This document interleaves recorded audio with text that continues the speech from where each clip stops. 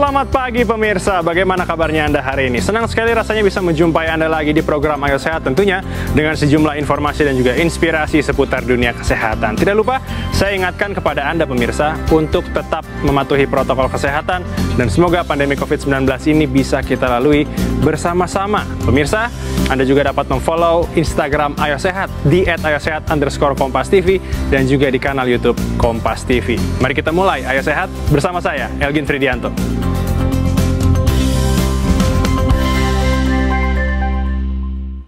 Pemirsa, jika Anda kerap merasa sulit tidur tidak tenang, dan sering terbangun di pertengahan malam, bisa jadi Anda termasuk salah satu penderita insomnia. Umumnya, insomnia yang dialami seseorang bisa berlangsung beberapa hari saja, bahkan hingga 2 atau 3 minggu. Namun, pada kasus yang kronis, insomnia bisa bertahan lebih lama lagi. Lalu, seperti apa mengenali insomnia? Berikut informasinya untuk Anda. Pemirsa, pandemi virus corona yang berlangsung lebih dari setahun ini telah mengubah aktivitas. Salah satunya membuat istirahat malam yang nyenyak jauh lebih sulit bagi banyak orang. Perubahan itu memicu lonjakan kasus insomnia di seluruh dunia. Melansir dari laman kompas.com, beberapa ahli menemukan istilah coronasomnia atau COVID-somnia. Ini adalah fenomena yang melanda orang-orang di seluruh dunia yang mengalami insomnia terkait tekanan hidup selama COVID-19. Penderita insomnia di Inggris melonjak dari 1/6 penduduk menjadi 1 dari 4 penduduk. Begitu juga dengan Tiongkok selama lockdown. Angka insomnia naik dari 14,6% menjadi 20%. Sementara pencarian kata insomnia di laman situs Google naik 58% dibandingkan waktu yang sama sebelum pandemi. Insomnia adalah gangguan menjaga mutu tidur. Gejalanya antara lain sulit memulai tidur, mudah terbangun saat tidur, dan sulit tidur kembali. Mudah tidur tapi bangun terlalu dini, lalu bisa tidur, namun tidak mencapai fase tidur dalam atau nyenyak. Akibatnya saat bangun tidur, penderita insomnia merasa lelah dan mengantuk. Konsekuensinya, saat beraktivitas pagi hingga siang, sering mudah mengantuk dan mudah marah. Jika insomnia berlangsung dalam jangka panjang, maka rentan menimbulkan penyakit degeneratif seperti jantung dan stroke. Orang dewasa membutuhkan waktu tidur minimal 7 hingga 9 jam setiap malamnya. Kurangnya waktu tidur akan berdampak serius pada kesehatan kita, seperti sistem kekebalan tubuh yang melemah, meningkatkan berat badan, risiko diabetes meningkat, dan mempengaruhi kesehatan mental. Lalu bagaimana cara yang tepat mengatasi insomnia? Temukan jawabannya di Ayo Sehat. Pemirsa, insomnia atau gangguan tidur ini bisa menyerang siapa saja, tak terkecuali selebritas, baik selebritas Indonesia maupun internasional. Di balik glamor dan hebohnya sorotan kamera, beberapa selebritas yang terlihat bugar ternyata juga mempunyai gangguan tidur ini. Siapa sajakah selebritas dunia yang pernah mengalami insomnia? Berikut informasinya untuk Anda.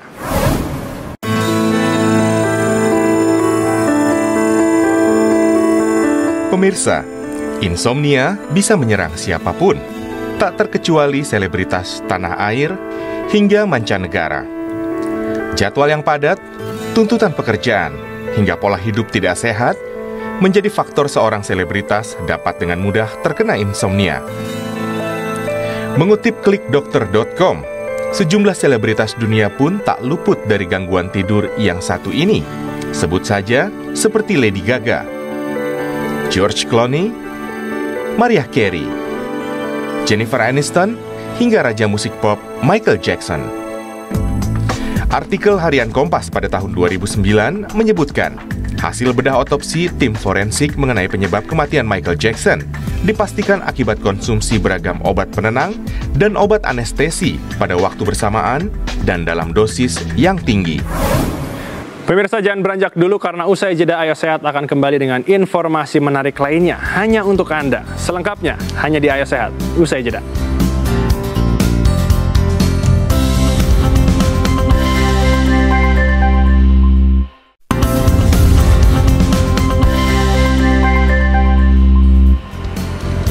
Terima kasih pemirsa, Anda masih menyaksikan program Ayo Sehat. Nah, berikutnya pemirsa, saya akan bersama dengan dokter praktisi tidur, akan membahas dan juga akan menjawab beberapa pertanyaan dari netizen yang sudah dikumpulkan tentunya di Instagram Ayo Sehat. Penasaran seperti apa? Berikut wawancara saya dengan dokter praktisi tidur. Halo pemirsa, saat ini saya sudah bersama dengan Dr. Andreas Prasaja, dokter praktisi kesehatan tidur. Dan kita hari ini akan menjawab beberapa pertanyaan netizen, dok. Oke, kita santai aja sekarang. Ada beberapa pertanyaan netizen yang sudah masuk melalui Instagram Ayo Sehat di @ayosehat_kompas_tv. Nah, kita langsung aja kali ya, dok ya. Oke. Nah, untuk yang pertama nih dari @Mas Hadi. Ada temanku yang awalnya dari kebiasaan nggak tidur kalau malam. Jadi keterusan sampai sekarang. Kira-kira ini gimana ya, dok? Kebiasaan tidak tidur. Betul. Yang mesti dibiasakan tidur lagi. Oke, kalau seperti itu biasanya gangguan-gangguan seperti apa sih, dok, yang dialami? Gini, gangguan yang dialami biasanya masalah circadian rhythm disorder seperti ini ya. Mungkin ya kita tidak tahu karena harus kita lihat case by case. Kebiasaan tidak tidurnya kenapa? Apakah karena kesulitan tidur ataukah karena aktivitas, kegiatan dan lain sebagainya ya. Yang bisa kita lakukan adalah kita nilai terlebih dahulu apa penyebabnya. Dan ya tentu kita minta tidur dulu. Artinya ya bisa tidurnya jam berapa, ya kan? Kalau bisa tidurnya jam 4 ya udah silakan jam 4 pagi gitu. Nanti kita atur jadwalnya dan lain sebagainya. Ya, tapi pada prinsipnya sih ya mulai tidur terlebih dahulu. Baik, biarpun itu jam 4 pagi tadi kalau kata dokter ya. Oke, pertanyaan berikutnya dokter dari Abel Skina. Dada saya sakit sehari 4 jam. Maksudnya dia 4 jam tidurnya, dadanya sakit saat bangun. Itu gimana ya, dok ya? Apakah ada hubungannya? Kemungkinan ke arah sleep apnea ya, karena kalau sleep apnea seseorang itu mendengkur, nah kemudian mengalami sumbatan pada saluran nafas, dia berhenti nafas gitu, jadi kayak kecekik kan, jadi betul. Nah, gerakan nafasnya kan jadi hebat nih. Baik. Nah, gerakan nafas yang hebat inilah yang biasanya mengakibatkan nyeri dada, sakit dada. Ya, nanti akan diikuti dengan seperti itu terus berulang sepanjang malam ya. Tentu saja otot-otot dada akan, otot-otot pernafasan ekstra akan ya sakit. Oke, nah bicara soal tadi mungkin lebih ke arah mirip ngorok ya, dok ya. Nah, ada pertanyaan nih dari Kristonov. Cara biar nggak ngorok gimana, dok? Ini agak unik ya. Biar nggak ngorok, mungkin agak terganggu mungkin orang yang tidur bersama Mas Kristonov ini kayaknya. Karena gini, kalau soal ngorok, kita tidak pernah peduli dengan suaranya, sorry. Yang penting bagi kami adalah bagaimana fungsi-fungsi nafas pada saat tidur. Bukan suaranya keras atau pelan atau gimana, tapi fungsi nafasnya, fungsi jantungnya pada saat tidur. Nah, itu sebabnya kalau pada masalah mendengkur, kita harus periksakan dulu. Ya, di laboratorium tidur kita punya alat-alatnya, merekam selama tidur, pemeriksaan tidur atau sleep study namanya. Nah, kita lihat fungsi nafas, fungsi jantungnya terganggu atau tidak. Kalau tidak terganggu, abaikan. Kapan harus diperiksakan? Pertama, kalau mendengkur sudah disertai dengan rasa kantuk yang berlebih, hypersomnia namanya. Jadi bangun kok masih nggak segar, masih ngantuk gitu. Dan ini gejala awalnya. Ya. Jadi kalau di negara-negara maju gitu ya, di dalam pelatihan saya waktu itu, pendengkur itu tidak boleh berkendara. Oh gitu. Karena menyebabkan hypersomnia. Berkendara dalam kondisi mengantuk lebih berbahaya dibanding mabuk. Baik. Berikutnya nih, dok, dari @Glenis Inos. Tidur harus goyang-goyang kaki nih, yang ngegantung di kasur baru bisa tidur. Gimana nih, dok? Nah, ini mana, dok, nih? Mungkin ya, kita tidak tahu, mungkin kebiasaan saja ya. Tapi yang perlu diwaspadai adalah ada penyakit tidur yang namanya restless leg syndrome. Baik. Bahasa Indonesianya adalah sindroma tungkai gelisah, di mana seseorang kalau mau tidur tuh kakinya nggak enak, nggak nyaman. Nah, sulit diungkapkan dengan kata-kata, bisa kesemutan, bisa sakit, pegel, panas, dingin, dan lain sebagainya. Yang khas hanya bisa hilang rasa tidak nyaman ini kalau digerak-gerakan. Nah, gerak-gerakan, udah enakan mau tidur, muncul lagi nggak enak, jadi mesti gerak-gerak lagi. Yang ekstrim adalah sampai harus dipijat dulu gitu. Baru kan ya, bisa atau bahkan harus turun dari tempat tidur, jalan-jalan keliling-keliling, udah enak mau tidur lagi, muncul lagi. Harus bangun lagi gitu. Biasanya disebabkan oleh gangguan pada syaraf kaki, entah karena komplikasi diabetes, karena syaraf kejepit kah, atau kalau pada kehamilan biasanya juga muncul ya karena defisiensi vitamin B, defisiensi besi, atau yang agak parah adalah gangguan pada fungsi ginjal. Ini ada dua nih dok, dari Fanny Melani. Yang pertama, kenapa kalau lagi kurang tidur, malah nggak bisa tidur cepat, tapi kalau cukup tidur malah cepat ngantuk? Itu yang pertama. Yang kedua, kalau badan capek, ngantuk banget juga, bahkan mata udah sampai perih, tapi nggak bisa tidur sampai harus selalu dengerin lagu pengantar tidur, barulah dia bisa tidur. Kenapa dok? Sederhana, sebelum tidur kita harus rileks terlebih dahulu. Jadi untuk tidur kita perlu dua hal. Yang satu ngantuk, yang kedua adalah rileks. Betul. Jadi biasakan sebelum tidur kita ada waktu untuk nyaman dulu, relaxing dulu, baru tidur. Ya, karena gini, kalau kita kecapean sekali, terlalu sibuk gitu ya, apalagi kita kurang tidur gitu kan, badan ini kan kekurangan tenaga. Akibatnya tubuh akan mengambil energi cadangan nih. Dari mana? Adrenalin akan ditingkatkan. Akibatnya ya adrenalin. Ya, kita jadi gelisah, jumpy dan lain sebagainya, sehingga kalau kecapean malah kok jadi lebih susah tidur ya. Itulah kita perlu menurunkan dulu. Dengan cara ya relaxing dulu. Dengar lagu dulu itu udah bagus. Silahkan diteruskan. Ada satu lagi nih dok, saya lupa. Tadi kan mungkin itu bicara anak muda mungkin ya, harus mendengarkan lagu terlebih dahulu. Nah ini untuk lansia, dari Chandra Kirvita. Mama saya 63 tahun belakangan insomnia kayaknya. Dia rajin tahajudan jam 2 bangunnya. Nah dulu tuh jam 9 malam udah bisa tidur, maksimal setengah 10. Belakangan ini benar-benar nggak bisa tidur nih. Tapi beberapa minggu yang lalu ini sempat pilek, karena minum obat jadi enak tidurnya dok. Kira-kira gimana nih, apakah ada terapi khusus? Sederhana aja, atur waktu tidur dengan baik, atur pencahayaan dengan baik.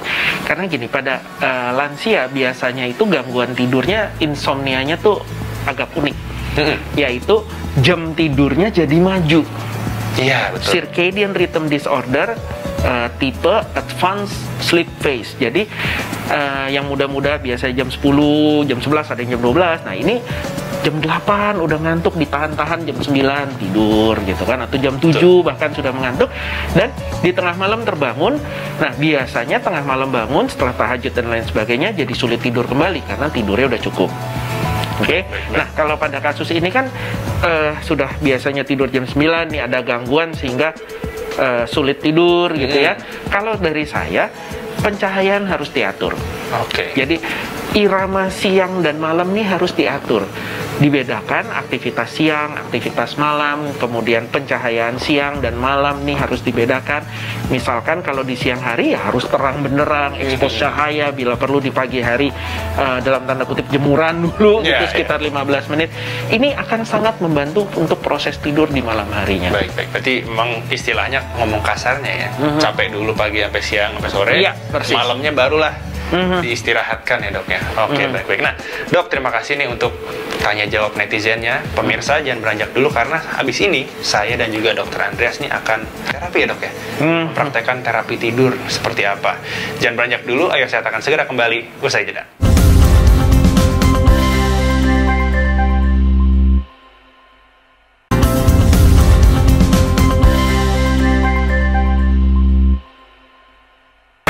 Pemirsa, Anda masih menyaksikan program Ayo Sehat, dan kali ini sesuai janji saya tadi sebelum jeda, saya akan mempraktekkan pemeriksaan tidur. Lebih tepatnya dokter Andreas yang akan mempraktekkan pemeriksaan tidur seperti apa. Silakan dokter Andreas. Jadi inilah pemeriksaan tidur. Pemeriksaan tidur, nama alatnya adalah polisomnografi, sering kita singkat PSG. Nama populernya adalah sleep study, atau dilakukan di laboratorium tidur atau sleep lab. Nah, yang dilakukan sebenarnya tidak ada yang berbeda. Kita hanya merekam fungsi-fungsi tubuh. Bedanya adalah kita merekam fungsi tubuh pada saat tidur. Ya, gelombang otak, gerakan bola mata, fungsi-fungsi nafas, fungsi-fungsi jantung, sampai gerakan kaki, itu semua kita rekam semua sepanjang malam malam. Itu yang membedakan. Karena kalau pemeriksaan kedokteran kan biasanya cuma snapshot, sesaat. Nah, kalau kita lakukan sepanjang malam dan sekaligus. Nah, itulah makanya ada polisomnografi. Ya, polisomnografi ada banyak tipe. Sekarang sudah dikembangkan ini yang tipe 1 yang paling lengkap, ada tipe 2, ada tipe 3, tipe 4 yang bisa dilakukan di rumah atau di apartemen atau di mana gitu ya.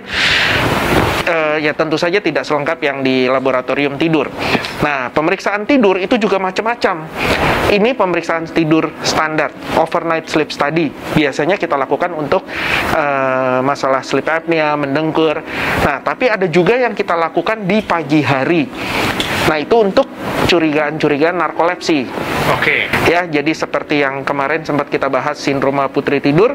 Nah, itu harus diperiksa di pagi hari untuk melihat, wah di pagi hari bagaimana nih ngantuknya. Biasanya dari pagi sampai sore kita minta pasien untuk tidur siang sebanyak 5 kali. Nah, kalau untuk pilot setiap tahun tuh seharusnya kita periksakan namanya maintenance of wakefulness test. Jadi kita lihat seberapa kuat sepanjang hari tetap terjaga. Oke, makanya itu harus dilihat ya, Dok ya. Iya. Pilot. Benar. Oke, silakan dimulai. Mari kita mulai.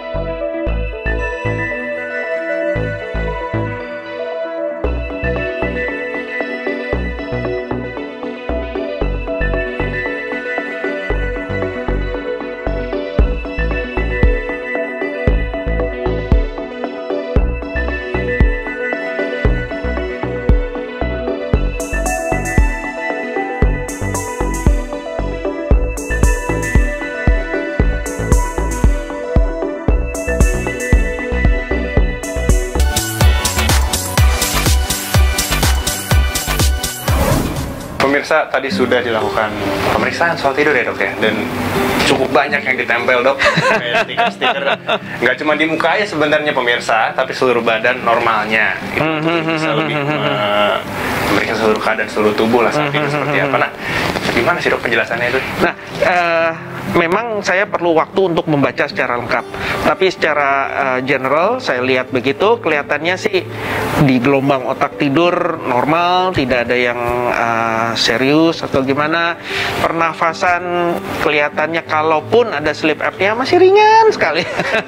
Ya, agak dikit-dikit ya. Dikit-dikit lah, tapi ya nanti baru kita tahu pasti ya, karena kita harus hitung itu semua. Baik. Berapa kali henti napasnya setiap jam, kemudian penurunan kadar oksigennya naik turunnya gimana, kerja jantungnya gimana, itu akan secara detail laporan, biasanya itu satu map sendiri. Ya. Baik. Tapi kalau secara umum kelihatannya sih still oke. Masih cukup tidur lah ya, meskipun kantong matanya agak besar nih, Dok ya sebetulnya. Kelihatannya sih kurang tidur. Masih oke lah ya tidurnya, Dok. Masih oke. Nah, Dokter, mungkin terakhir bisa memberikan tips kepada pemirsa Ayo Sehat di Rumah, sekiranya kalau seandainya ada permasalahan tidur, baik itu sleep apnea ataupun insomnia, bisa rekomendasikan harus terapi atau bagaimana? Silakan, Dokter. Oke, kalau soal tidur yang penting itu nyaman. Nomor 1 nyaman. Bukan kasurnya bagaimana, bantalnya gimana, yang penting nyaman. Setiap orang selera beda. Dan sudah pasti sebelum tidur kita harus relaksasi terlebih dahulu supaya menjamin kualitas tidur yang baik. Nah, gangguan-gangguan pada kualitas tidur seringkali tidak dirasakan oleh penderita, ya, baru dirasakan di pagi hari sebagai rasa kantuk yang berlebih. Ya, nomor 1 percaya sama pasangan, karena pasangan yang tahu, kita biasanya nggak tahu. Betul. Ngorok apa enggak, yang tahu orang lain, bukan kita. Nah, masukan dari pasangan, dari keluarga itu didengarkan dan kita periksakan. Kalau memeriksakan diri ke dokter, jangan cuma mengeluhkan, aduh saya sakit mah, aduh saya sering sakit kepala, tensi tinggi atau apa. Ceritakan juga pada dokter kebiasaan-kebiasaan tidurnya. Ini yang masih kurang di Indonesia. Nah, kalau Anda mau mengurangi mendengkur, 1, jaga berat badan supaya jangan terlalu tinggi gitu ya, jangan terlalu berat. Kemudian posisi tidur bisa diusahakan miring terlebih dahulu, atau kalau sudah terlalu berat setengah duduk, diganjel bantal yang banyak gitu ya. Ini yang bisa dilakukan terlebih dahulu. Sampai kalau memang ternyata serius, ngantukan, udah ada darah tinggi atau lain sebagainya, periksakan ke dokter. Baik. Oke, Dokter Andreas, terima kasih untuk waktunya. Pemirsa, sekali lagi diingatkan, jika seandainya memang sudah cukup berat ya dok ya, berarti kalau untuk permasalahan tidur ini segeralah konsultasikan ke dokter agar kualitas tidurnya terjaga meskipun di tengah pandemi tentunya, dan mungkin banyak kerjaan ya, harus WFH atau mungkin banyak tugas yang menumpuk baik itu dari kantor ataupun kuliah ataupun sekolah ya. Usai sudah 30 menit saya menemani Anda pemirsa di program Ayo Sehat edisi kali ini. Tetap saksikan program Ayo Sehat setiap hari Senin hingga hari Jumat pukul 10.30 waktu Indonesia bagian Barat, hanya di Kompas TV, independen, terpercaya. Saya Algin Fridianto bersama kru yang bertugas pamit undur diri. Ingat, tetap patuhi protokol kesehatan, menjaga jarak, mencuci tangan, dan juga menggunakan masker. Sampai jumpa.